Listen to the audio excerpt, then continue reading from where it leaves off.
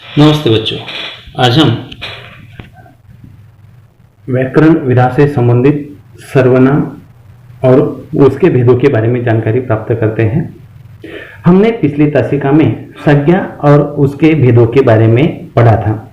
तो बच्चों, संज्ञा की परिभाषा हमने देखी थी कि किसी व्यक्ति, वस्तु, भाव के नामों को संज्ञा कहते हैं। हमने इसके कुल 5 उदाहरण या 5 प्रकार हमने यहाँ पर देखे थे, जैसे व्यक्तिवाचक, जातिवाचक, भाववाचक, द्रव्यवाचक, समूहवाचक। तो बच्चों, आज उसी प्रकार से आज हमें सर्वनाम और उसके भेदों की जानकारी प्राप्त करना है। तो देखिए, सर्वनाम किसे कहते हैं। सबसे पहले हम सर्वनाम की परिभाषा को देखेंगे। जिन शब्दों का प्रयोग संज्ञा के स्थान पर किया जाता है उन्हें सर्वनाम कहते हैं। जैसे मोहन अच्छा लड़का है। दूसरा उदाहरण, मोहन कक्षा 8वीं में पढ़ता है। तीसरा उदाहरण देखिए, मोहन ने खेल प्रतियोगिता में भाग लिया। तो बच्चों, ये जो उदाहरण हम लोग यहाँ पर देख रहे हैं, इस उदाहरण में बार बार मोहन शब्द का प्रयोग किया गया है। बोलते समय ये हमें भद्दा लगता है या अच्छा नहीं लगता है। तो ऐसे समय में जो मोहन संज्ञा है, संज्ञा के स्थान पर जो प्रयोग किया जाने वाला शब्द होता है, जो उपयोग में लाया जाने वाला जो शब्द होता है, उसे सर्वनाम कहते हैं। तो ऐसे समय में किन शब्दों का प्रयोग करते हैं? जैसे उदाहरण देखिए, मोहन अच्छा लड़का है, ये मूल उदाहरण हुआ। उसमें आने वाले अन्य शब्दों में देखिए, वह कक्षा 8वीं में पढ़ता है। देखो, मोहन के स्थान पर आया शब्द वह शब्द है। तीसरा उदाहरण देखिए, उसने खेल प्रतियोगिता में भाग लिया। मोहन ने खेल प्रतियोगिता में भाग लिया। मोहन के स्थान पर आने वाला शब्द कौन सा है? उसने खेल प्रतियोगिता में भाग लिया। अगर हम ऐसा उदाहरण बोलते हैं तो सुनने वाले को भी अच्छा लगता है और बोलते समय भी हमें अच्छा लगता है। तो संज्ञा के स्थान पर प्रयुक्त होने वाले जो शब्द हैं, उन शब्दों को हम सर्वनाम कहते हैं। देखिए, इसके साथ और अन्य कई शब्दों का भी हम प्रयोग करते हैं, जैसे मैं, हम, तुम, आप, वह, वे आदि शब्द, यानी कि यह, वे, ये, खुद, स्वयं, क्या, किसने, जो, सो, जैसा, वैसा आदि शब्दों का प्रयोग करते हैं। तो बच्चों, हम सर्वनाम के भेदों के बारे में यानी उनके प्रकारों के बारे में जानकारी प्राप्त करेंगे। मूल सर्वनाम के 6 प्रकार होते हैं। जैसे एक पुरुषवाचक सर्वनाम, दूसरा है निश्चयवाचक सर्वनाम, तीसरा है अनिश्चयवाचक सर्वनाम, चौथा है निजवाचक सर्वनाम और पांचवा है प्रश्नवाचक सर्वनाम और छठा है संबंधवाचक सर्वनाम। तो हम इन 6 प्रकारों को विस्तार से देखते हैं। तो पहला है पुरुषवाचक सर्वनाम। अब पुरुषवाचक सर्वनाम सबसे पहले हम परिभाषा देखते हैं, उसको समझते हैं, उसके उदाहरणों को हम देखते हैं। तो पुरुषवाचक सर्वनाम की परिभाषा है, जो शब्द बोलने वाले, सुनने वाले तथा जिसके विषय में बात की जा रही है उन पुरुषों का बोध कराते हैं, वे पुरुषवाचक सर्वनाम कहलाते हैं। जैसे बोलने वाला वक्ता होता है, सुनने वाला श्रोता होता है और जिसके विषय में बात की जा रही है यानी कि अन्य पुरुष, तृतीय पुरुष, इनका जो बोध कराने वाले जो शब्द होते हैं उन्हें पुरुषवाचक सर्वनाम कहते हैं। जैसे मैं प्रतिदिन प्रातः टहलता हूं। दूसरा उदाहरण देखिए, तुम कल कहाँ थे।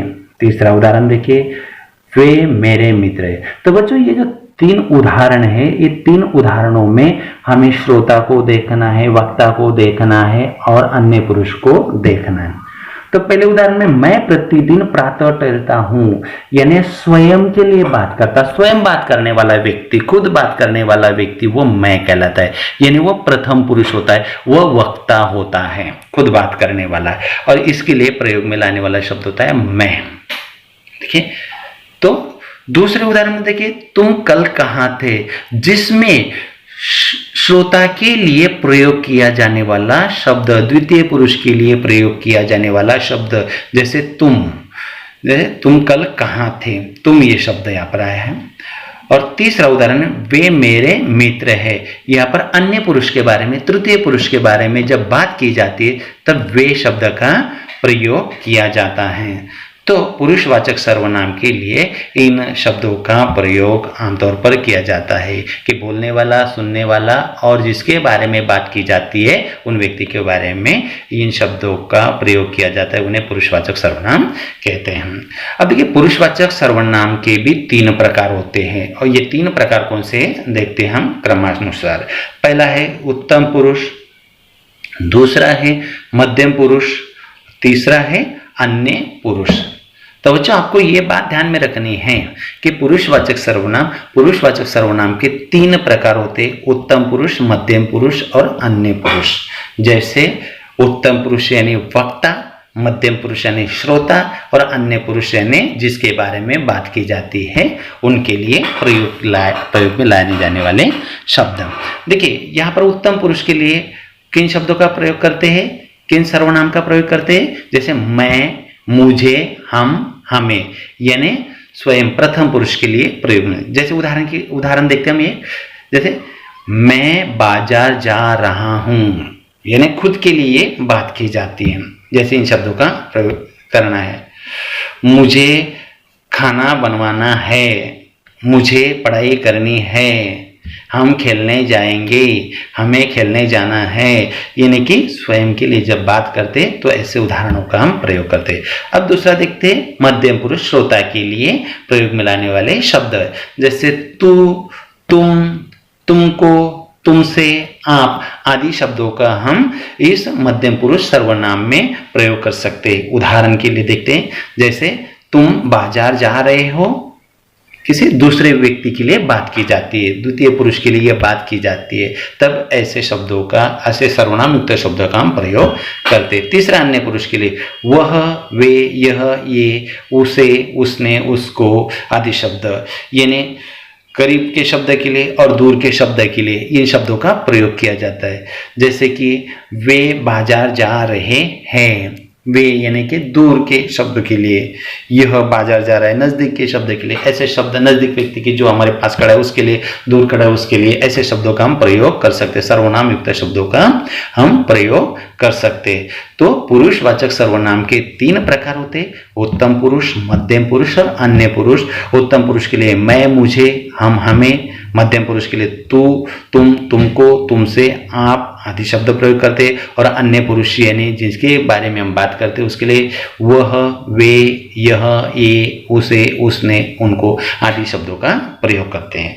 दूसरा प्रकार देखते हैं हम निश्चयवाचक सर्वनाम, जिसमें निश्चितता का बोध होता है, जिसमें ठोस पुरावा होता है ऐसे शब्दों के बारे में। जैसे परिभाषा देखते, जिस शब्द से किसी निश्चित व्यक्ति, जैसे हमारे सामने खड़ा है, करीब है, ऐसे शब्दों के लिए निश्चित व्यक्ति, निश्चित वस्तु या निश्चित स्थान का बोध कराने वाले शब्द को निश्चयवाचक सर्वनाम कहते हैं। ठीक है, अब उदाहरण देखते हैं, दो उदाहरण हम देखेंगे। यह पुस्तक मेरी है, ठीक है। दूसरा उदाहरण है, वह तुम्हारी कुल्हाड़ी है।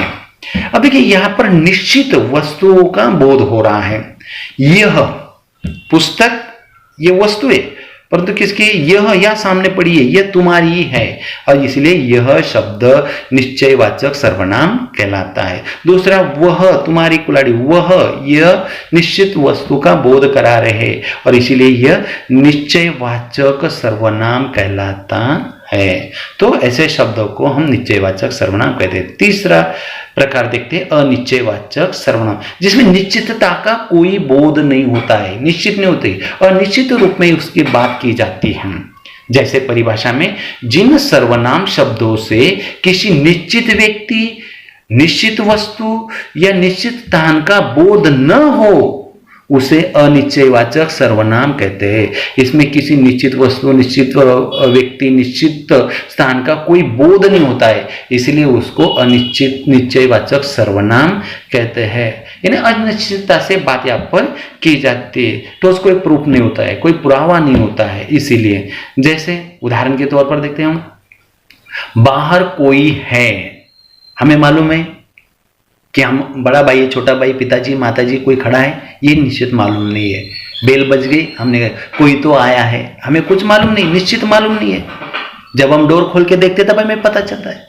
जैसे बाहर कोई खड़ा है, जैसे माँ कुछ खाने को दो, घर में क्या पका है कुछ मालूम नहीं, घर में क्या पड़ा है मालूम नहीं, भूख तो लगी है, कुछ भी जो होगा हम खा लेंगे।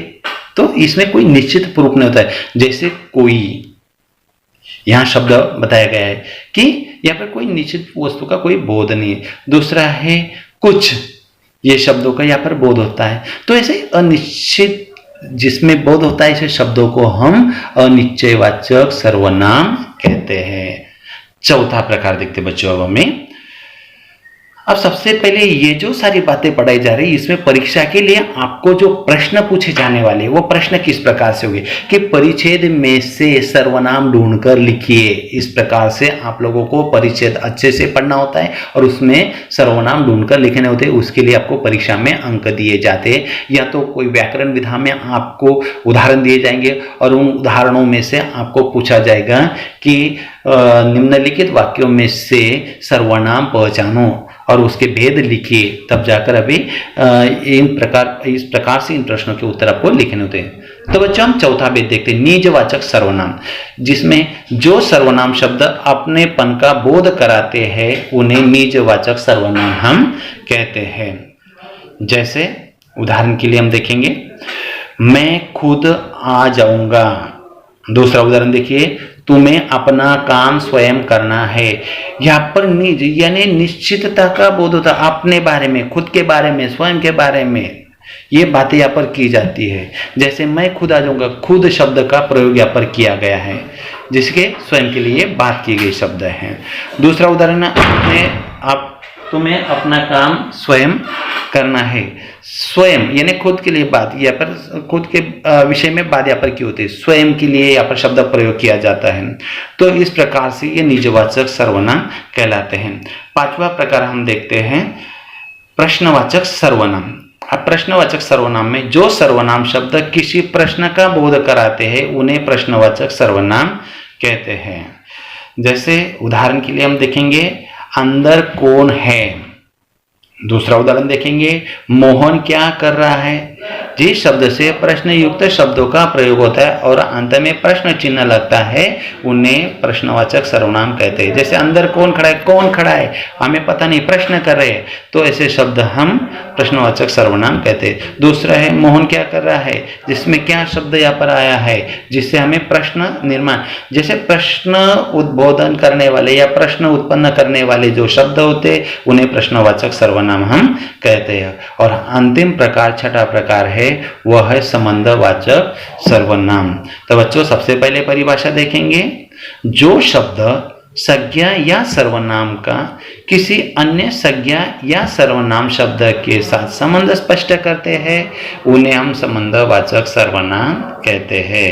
संज्ञा या सर्वनाम का संबंध किसी अन्य सर्वनाम युक्त शब्द से उसका संबंध स्पष्ट होता है, ऐसे शब्द है। जैसे उदाहरण के लिए देखेंगे, जो जीतेगा उसे इनाम मिलेगा।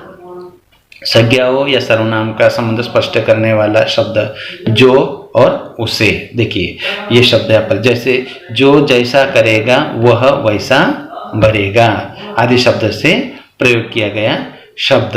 यहाँ पर शब्द इस प्रकार से देखिए, जो जीतेगा उसे इनाम मिलेगा, जो करेगा वैसा भरेगा, जैसी करनी वैसी भरनी शब्द से हम यहाँ पर देखते हैं।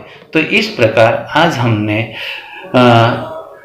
सर्वनाम और उसके भेदों के बारे में जानकारी प्राप्त की है।